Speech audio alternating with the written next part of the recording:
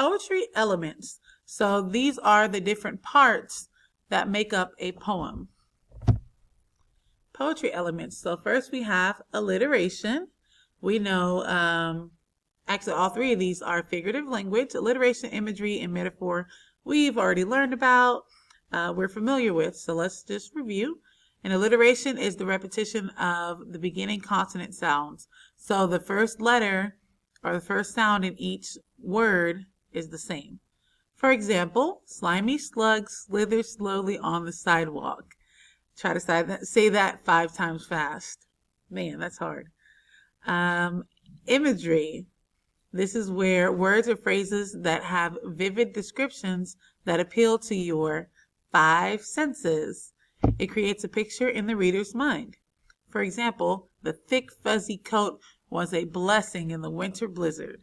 So I think of my thick fuzzy scarf here that is keeping me warm this week because it is freezing. So I create that mental image in my head. Metaphor, a comparison of two things using, or that does not use like or as, because a simile uses like or as.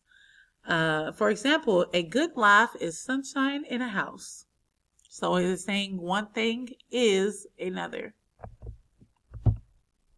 So on this slide, I am going to give you, there'll be a timer on here. I don't have one yet, but there will be a timer of 3 minutes. You'll have a 3-minute timer to answer in your own words. Give me an example of an alliteration, an example of imagery, and an example of a metaphor. If you can't come up with one on your own, you may use the ones from this video, but I do want you to try and come up with one on your own.